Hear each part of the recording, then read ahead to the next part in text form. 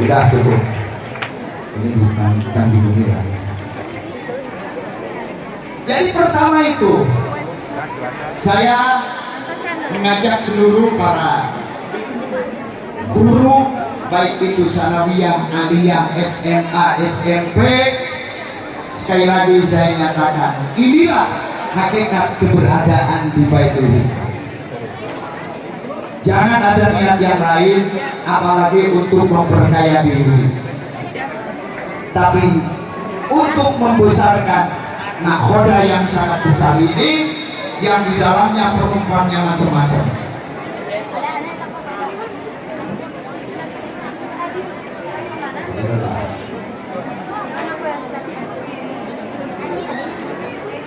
Yang kedua, kita harus ingatkan kembali untuk para bapak dan para ibu guru yang ada di sini, bahwa jangan ada niat sekecil pun untuk mencari sesuatu nasib melalui adanya honor dari bapak dan ibu guru. Sebab itu urusannya bukan urusan batin, tapi urusan lahir.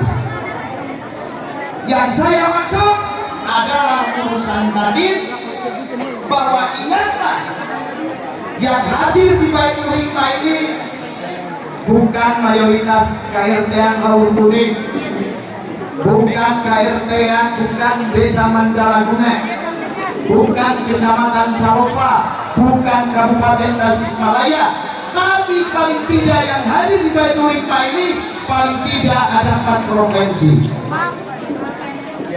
Provinsi Jawa Tengah, Provinsi Jawa Barat, Provinsi DKI, dan Provinsi Banten, bahkan ada dari luar Provinsi Jawa Barat yang disebut dengan Pulau Jawa.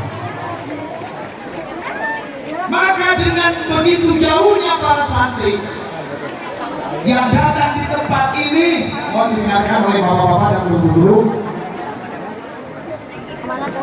karena datangnya jauh-jauh, pastikan di situ bukan tidak ada sekolah, bahkan mereka punya sekolah, tapi mereka yang inginkan justru adalah pokoknya pendidikan Baitul Hikmah.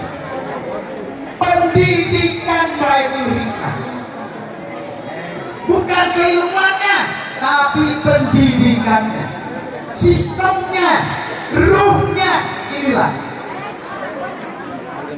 sehingga saya ketika ada undangan baik itu di dalam Provinsi Jawa Barat maupun di luar Jawa Barat, ternyata mereka-mereka yang hadir di Baitul Hikmah ini, mereka-mereka punya pendidikan, punya pesantren. Sehingga saya pilih, kalau melihat kondisi seperti ini, paling tidak yang hadir di Baitul Hikmah ini 83% latar belakangnya anak kiai, punya santri, punya sekolah. Nah inilah yang harus jadi catatan oleh bapak-bapak dan ibu-ibu.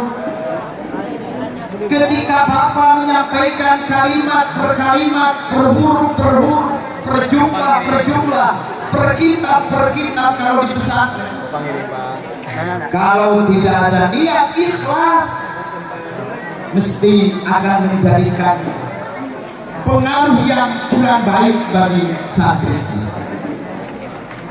Tapi manakala bapak dan ibu guru mengajar di Baitul Hikmah ini semata-mata lillahi kalimatillah, demi mencerdaskan santri, mendewasakan sikap, maka insya Allah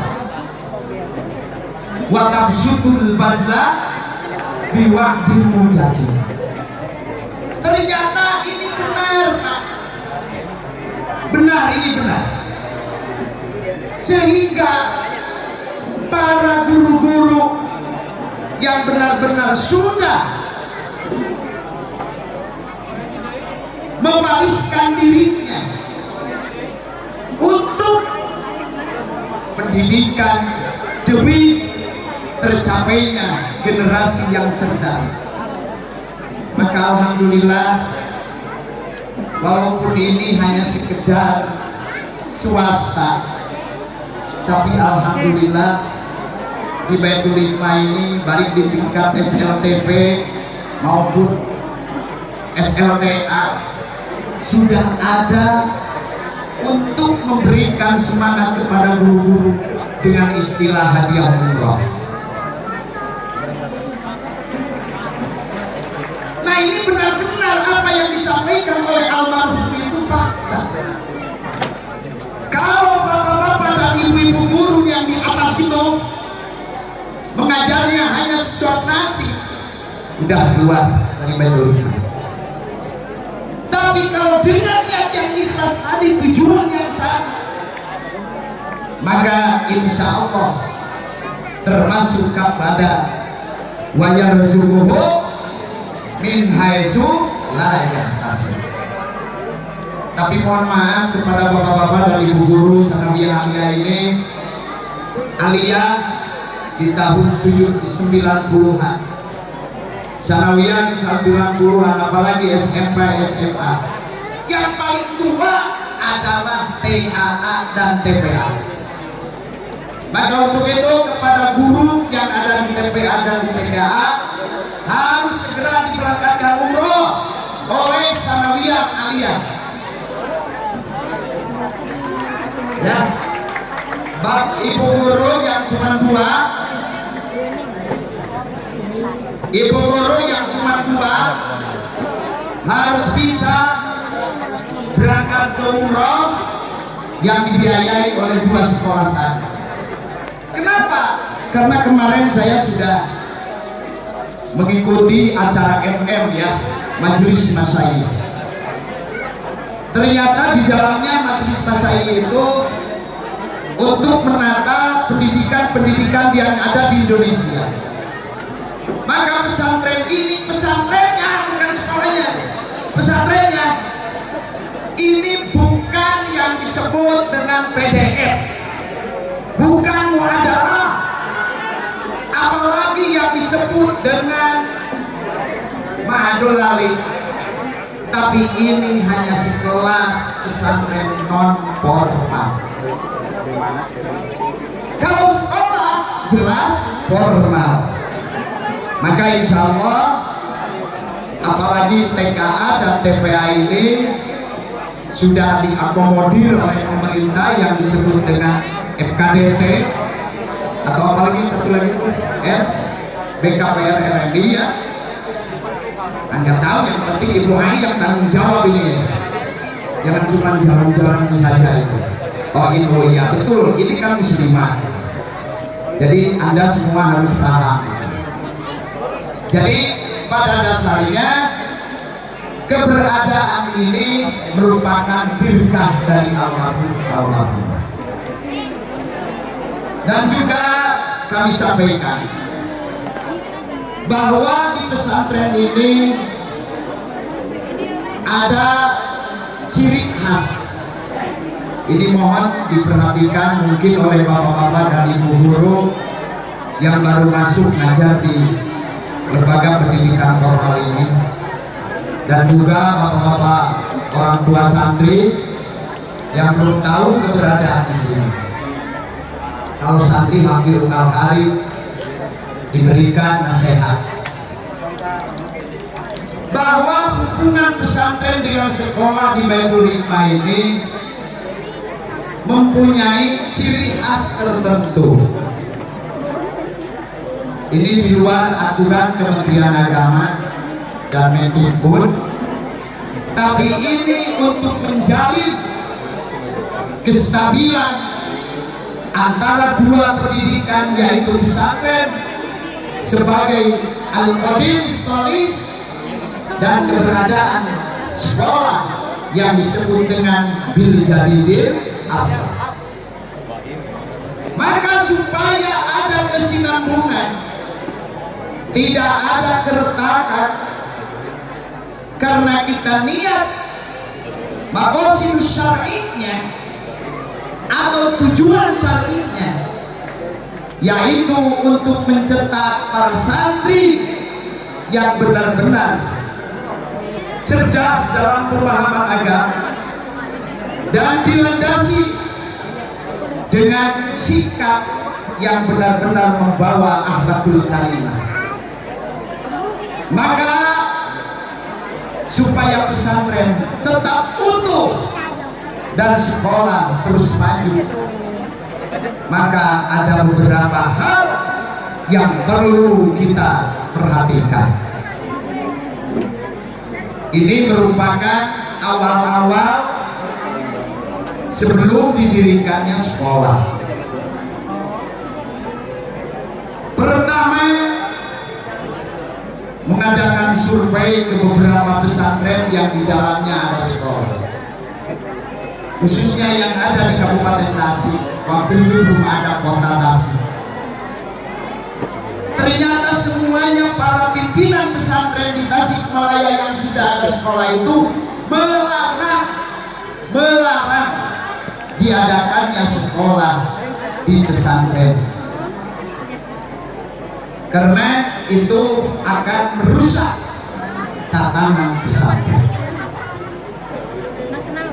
Ternyata di situ ada istidrak, kecuali, nah ini sebagai mustasnanya ya, tadi kami tidak boleh, kecuali satu,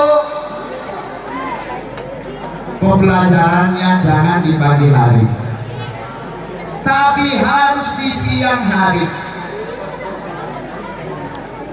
Makanya alhamdulillah dari mulai didirikan Sanawiyah, Aliyah, sampai sekarang didirikan SMA, itu semuanya dilaksanakannya di sore hari. Alasannya apa?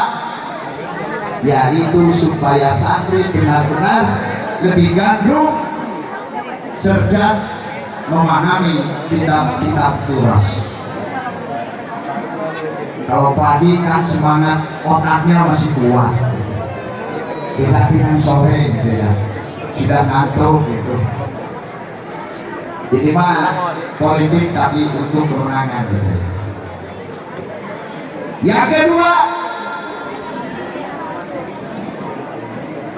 jangan mengangkat pengurus pesantren yang berstatus OSIS. Jadi ini harus dijadikan pegangan. Kenapa? Karena yang dibutuhkan oleh pesantren bukan sekedar kecerdasan, tapi yang lebih penting adalah menampakkan rasa tanggung jawab. Berarti menumbuhkan rasa kedewasaan. Kedewasaan di pesantren sudah jelas materinya adalah taklimul muta'allim.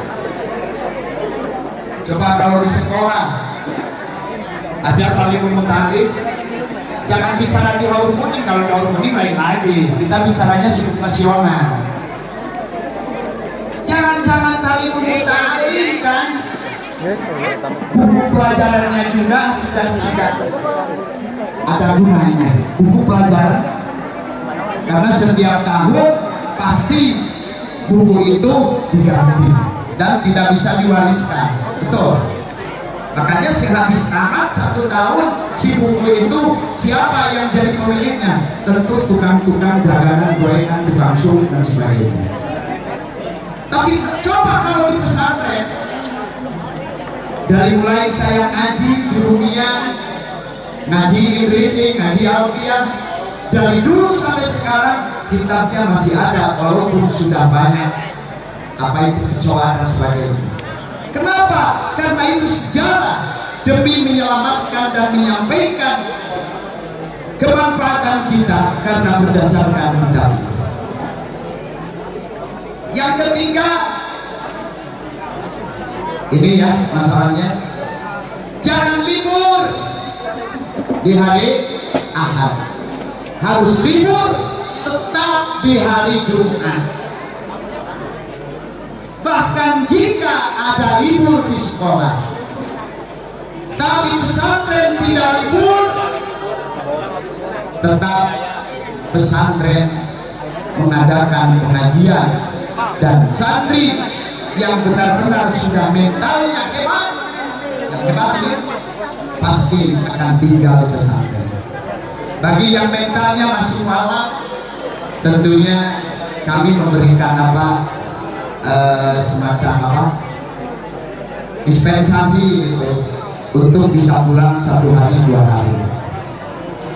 Yang ketiga, ini yang paling pokok, keutuhan pesantren dengan sekolah. Keluarga jangan berani pegang-pegang uang. Ya ini ya, jangan berani pegang-pegang uang. Makanya pesantren saya serahkan ke pesantren, sekolah serahkan ke sekolah. Makanya bagi yang ada di sekolah harus paham itu kalimat. Jangan sampai kita ada sifat ego, tapi harus benar-benar memperhatikan lembaga seluruhnya. Yang keempat, ini yang keempat, yaitu jangan ada memikirkan murid, tapi pesantren harus memikirkan guru. Takut-takut ada guru tidak paham keberadaan pesantren, karena tidak semua guru pernah di pesantren. Jika ada guru sikapnya beda dengan pesantren, harus segera dikeluarkan. Maka alhamdulillah kalau dari tahun yang sebelum-sebelumnya itu banyak guru yang di sekolah gitu, baik itu guru olahraga atau guru fisika kalau nggak salah, pernah dikeluarkan. Yang kelima, semua yang ada di sekolah harus berada di pesantren.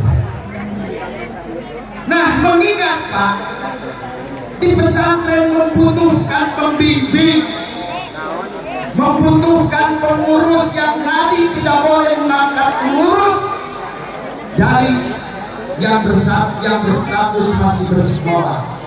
Maka kami sebagai pimpinan pesantren, dan ini merupakan suatu keputusan almarhum dulu, bahwa sesudah selesai dari aliyah ataupun SMA, kalau sekarang jangan langsung pulang, tapi harus ada pengabdian di pesantren. Maksudnya apa? Kita sadar bahwa pendidikan pesantren ini tidak bisa ditanggulangi oleh keluarga, tapi ini sudah menjadikan suatu maklum darurat bahwa yang ngajar pesantren ini adalah santri itu sendiri. Dengan bahasa kelas 3 bisa mengajar ke kelas 2, kelas 2 bisa mengajar ke kelas 1. Jadi dalam artian ilmu itu tidak hanya untuk sendiri, tapi benar-benar harus bisa mengamalkan. Maka dengan setahun ini minimal, akhirnya bisa rasakan apa kekurangan, apa yang harus lebih ke depan. Itu akan terasa dirinya masing-masing.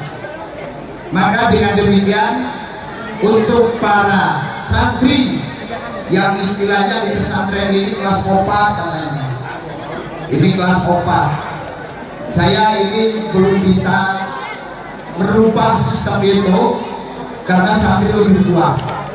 Saya sendiri padahal tidak setuju dengan istilah kelas 4, tapi yang saya inginkan adalah tetap sansus supaya ruhnya itu lebih kuat ke pesantren. Nah, karena memang ini mungkin emosionalnya masih kuat di sekolah, maka dibikin istilah kelas 4. Padahal saya minta jangan istilah kalimat kelas 4, tapi sansus, artinya santri khusus. Kemudian perlu ini saya sampaikan bahwa bagi santri yang sudah keluar dari aliyah berarti sudah 6 tahun. Bagi yang keluar dari aliyah berarti hanya sekitar aliyah di sini baru 3 tahun. Maka kami meminta yang setahun untuk yang sudah 6 tahun menjadi 7. Yang 3 tahun masuknya ke aliyah berarti SLTP-nya tidak di sini. Saya minta bukan 1 tahun tapi 2 tahun. Sebab innallaha jamil, innallaha witrun yuhibbul witra. Allah itu tunggal, Allah itu apa? Ganjil itu bahasa Indonesia apa ya? Ganjil bukan ganjil ya. Jadi mencintai dalam itu. Jadi paling minimal 5 tahun, maksimal ya 7 tahun. Nah, maka bagi santri yang keluar dari Baitul Hikmah ini saya sudah coba. Ternyata ada 5 kategori.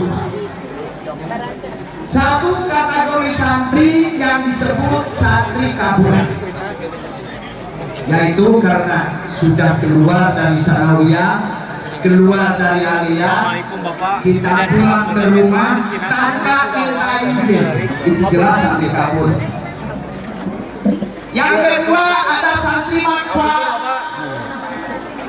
atau disebut alumni maksa, yaitu ketika keluar sanawiyah ingin pindah memaksa keluar aliyah karena sudah terlanjur daftar universitas maksa ya karena, nah itu keluarnya maksa.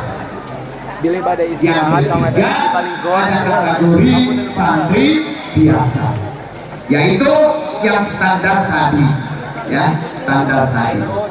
Yang keempat ada santri istimewa, bukan saja mengabdi 2 tahun atau 1 tahun, tapi meneruskan bahkan menjadi kepala kamar, bahkan menjadi rois. Nah itu istimewa. Ada lagi yang teristimewa, yaitu di samping itu mereka ini benar-benar ingin membesarkan Baitul Hikmah sehingga ingin keluarga mendapat istri dari Baitul Hikmah. Nah ini berarti teristimewa. Maka dengan demikian kami atas nama pimpinan pesantren yang betul-betul bertanggung jawab, Taufik yang bertanggung jawab ini bukan saja untuk sepuh keluarga, bukan sepuh lembaga, tapi benar-benar ini dalam rangka melestarikan al-muhafadah alal qadim as-shalih wal ahdu bil jadid.